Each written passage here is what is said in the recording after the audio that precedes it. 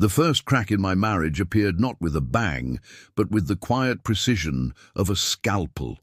Evelyn had always been meticulous, her routines ironclad, her ambitions sharper than the knives in our gourmet kitchen.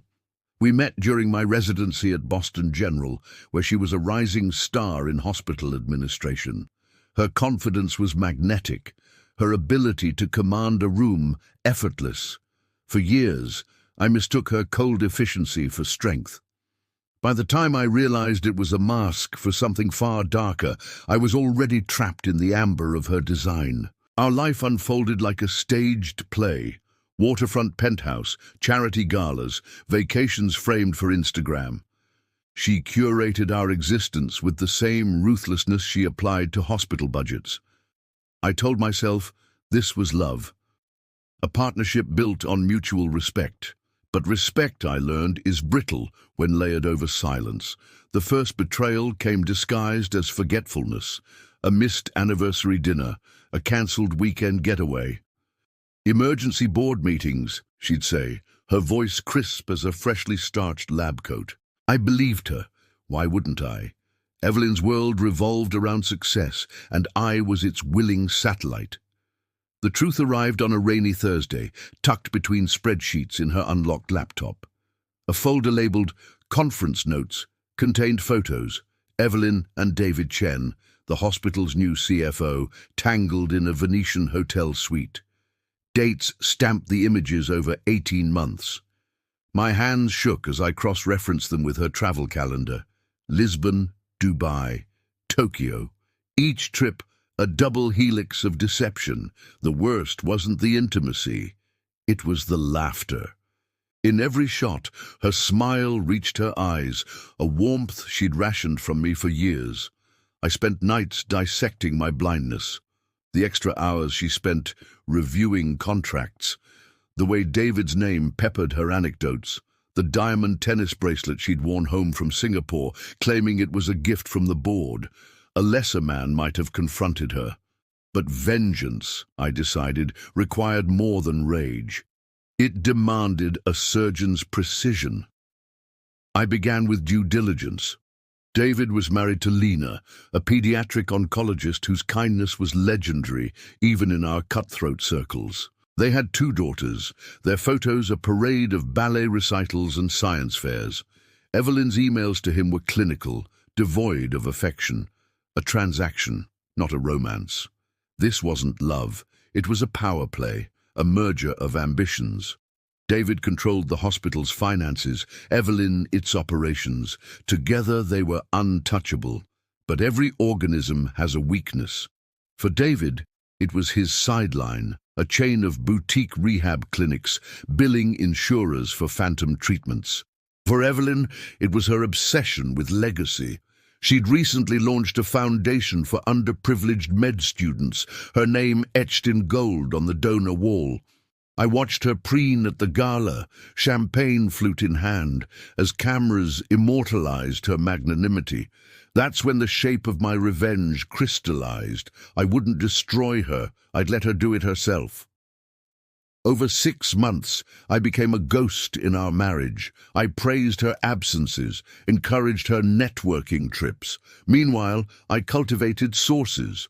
A disgruntled clinic accountant, a nurse whose pension had been gutted by David's cuts. The evidence piled like sutures in a tray. Shell companies, forged patient records, kickbacks disguised as consulting fees.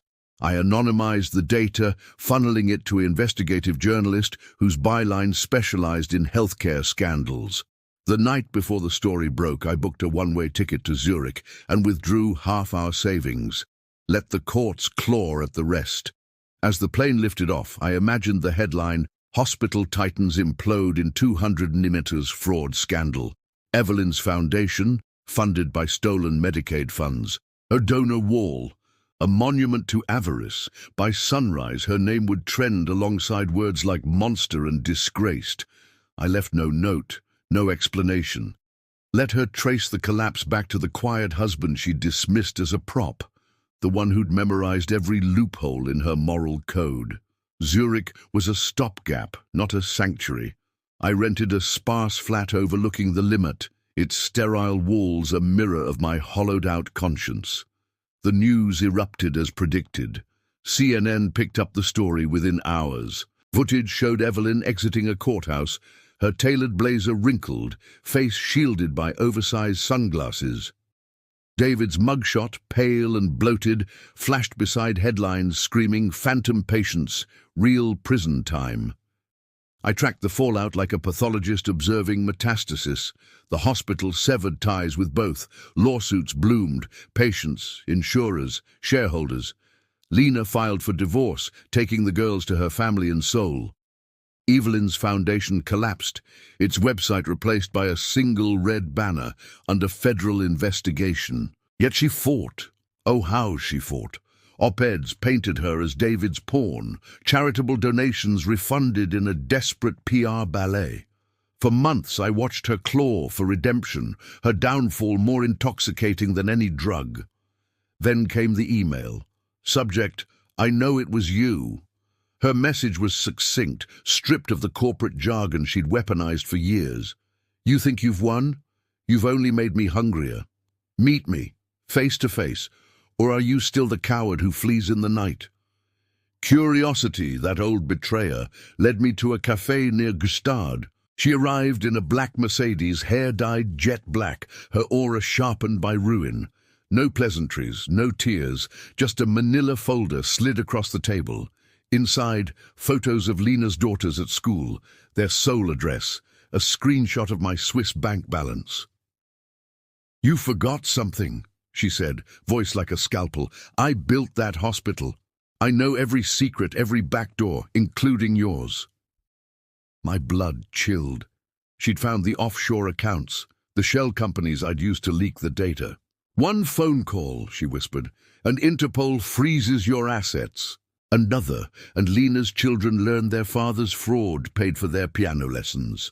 Her smile was feral. "But I'm willing to negotiate." Her terms were simple. A public statement exonerating her, a lie that David acted alone. In return, she'd let me vanish. A ghost granted clemency. "Think carefully," she said, rising. "You taught me patience after all." For days, I wandered Zurich's cobblestone streets, her threat coiled around my throat. Then, in a library's dusty archives, I found it. A 1998 Boston Globe article. Local heiress linked to farmer stock scandal. Evelyn's mother, Catherine, had orchestrated a pump-and-dump scheme, escaping prison by testifying against her lover. The family money. Tainted, buried. Evelyn had rewritten her origin story, claiming humble roots. A scholarship kid made good. This was her rot, the secret that fueled her relentless climb. I compiled the evidence, cancelled checks, old SEC filings, a faded photo of Catherine leaving court. Then I waited. When her ultimatum deadline expired, I sent the dossier to the same journalist with a note. Some legacies can't be sanitized. The second scandal struck deeper. This wasn't mere greed, it was generational sin. News vans camped outside Evelyn's childhood home. Her mother, now a recluse in Boca Raton, gave a tearful interview denying nothing.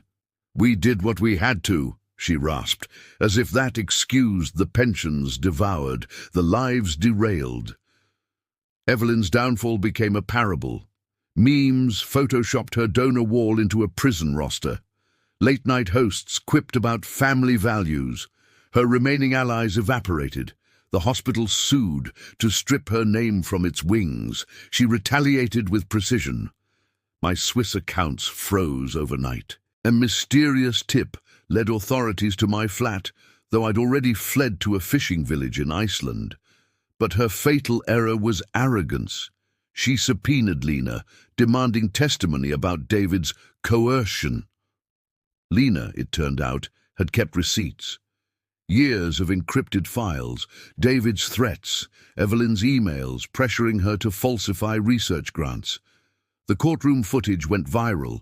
Lena, poised in Navy Chanel, dismantling Evelyn's facade with the calm of a woman who'd survived worse.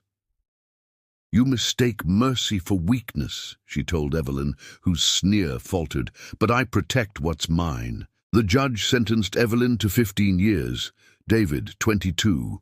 The final photo I saw, her perp walk, designer heels clicking against concrete, head held high even as the mob screamed monster. I write this from a cottage in Husavik, where the northern lights stain the sky like healing bruises. My revenge was never about punishment. It was autopsy, peeling back her lies, exposing the disease beneath. Let the world dissect her legacy. Let her rot in the narrative she built. Sometimes, when the wind howls through the fjords, I imagine her in a cell, replaying every misstep, wondering when the husband she thought she owned became the architect of her ruin. I hope it eats her alive. As for me, I've learned to fish, to mend nets, to breathe air untainted by ambition. The locals call me Oscar, a man with no past. Let them. Some ghosts wear skin better than others.